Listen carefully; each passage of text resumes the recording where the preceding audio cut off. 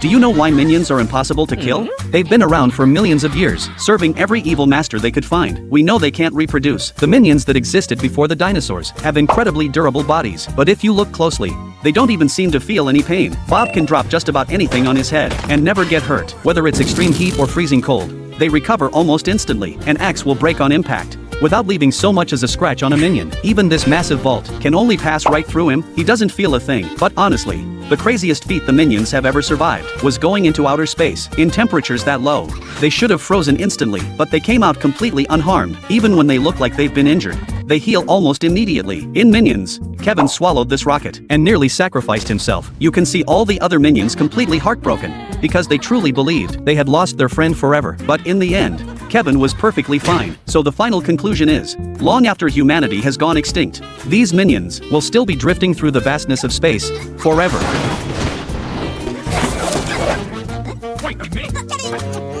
Do you know why minions always wear goggles? A lot of people think those goggles are just for decoration, or that minions wear them so they can see more clearly, but those aren't the main reasons. There's one obvious reason. Whenever they're doing real work, they still wear an extra protective face shield. In Minions, there's a first-person scene after Kevin turns into a purple monster. The only reason his vision looks distorted is because the broken goggles are distorting the image, not because there's anything wrong with his eyesight. So the real reason they always wear goggles is because minions look really awful without them. Their oversized eyeballs are extremely fragile to keep their eyes from falling out of their sockets. But there's an even more important reason. They all have very similar body shapes, and different styles of goggles make it easier to tell them apart from bananas. In the first Minions movie, they were wearing goggles from the very beginning, before modern metal existed. Their goggles were made from banana leaves. Later, they used coconut shells. By the time they reached Egypt, they had leather goggles. Before finally switching to modern metal goggles, they kept searching for the most comfortable pair, because without goggles, their eyes felt very uncomfortable. So for Minions, their goggles aren't just an accessory, they're an essential part of their survival.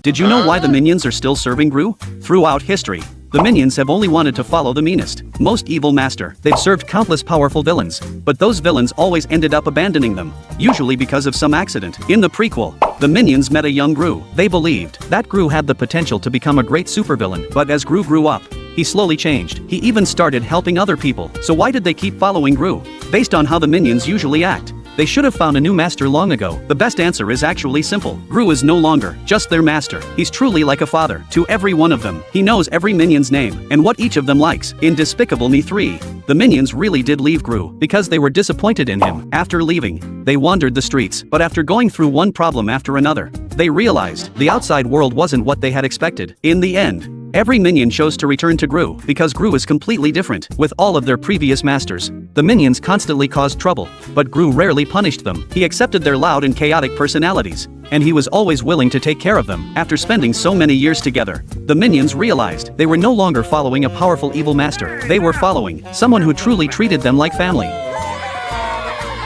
Why do Red and Terrence have the same mark on their faces? They might actually be biological brothers. First of all, Red and Terrence look very similar. They both have the same thick eyebrows. Red was even made fun of for this when he was a kid. They also both have the same white feathers on their bellies. They both have 2 feathers on top of their heads. They even have the same mark on the left side of their faces. Second, the main difference is their size. That could be because Red was an orphan. He didn't get the care and nutrition he needed while growing up. As a result, he never grew to the same size as Terrence. Third, Red and Terrence have very similar personalities. They both have bad tempers. One time, someone sneezed near Red. He immediately threw a bucket of popcorn at that person's head. While he was sleeping, a child interrupted his nap. He even kicked the kid into the ocean. However, after falling in love, his personality became incredibly gentle. He eventually became a full-time dad. Terrence also used to cause trouble all the time, but after falling in love with Matilda, he gradually became a gentle full-time dad as well. Finally, the most important point is that Red is an orphan. He hatched from a lost egg. Terrence once lost an egg. Matilda once asked Terrence to look after an unhatched egg, but it was swept away by the waves. Then it was blown into the clouds by a whale. Eventually,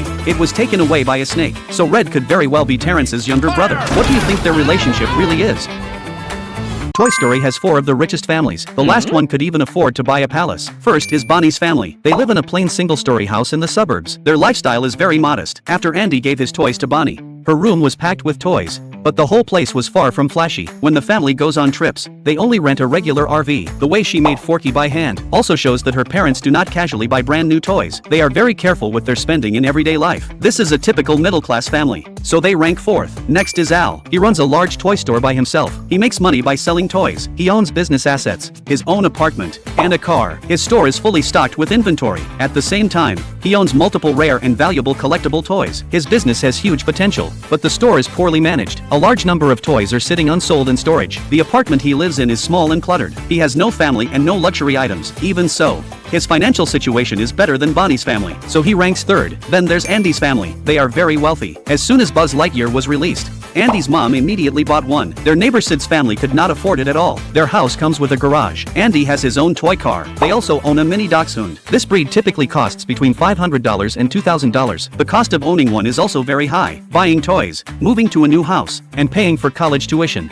None of these expenses put any pressure on them, so they rank second. There is one family whose wealth far surpasses Andy's family. Their level of wealth is in a league of its own. Can you guess who it is? Chuck is definitely not the fastest bird in Angry Birds. You've all been fooled. The real fastest bird is a huge surprise. Most people would never guess who it is. Coming in at number 4 is Bomb. Don't let his bulky body fool you. He's actually incredibly fast on his feet. During the mission to rescue the birds on Piggy Island, he teamed up with Chuck. He had no trouble keeping up with Chuck the entire time. Right before Zeta's explosion went off, Bomb rolled out of the way with incredible speed. He even moved faster than the blast wave from the explosion. His natural speed is already impressive. He can even push himself to accelerate for a short burst, but he's still much slower than Chuck. At number 3 is Chuck. His signature ability is extreme speed. Everyone on Bird Island recognizes him as the fastest runner. When Red came over to discuss the battle plan, before the doorbell even finished ringing, Chuck had already gotten up, washed up, and appeared behind Red in an instant. When they infiltrated the pig castle, Red was still figuring out how to get inside, and Chuck had already taken out every guard. Red didn't even have time to finish a single sentence. He's unmatched when it comes to short-distance sprints, but he's still not the fastest. In second place is Terrence. That's right, he's actually faster than Chuck. Despite being the biggest bird on Bird Island,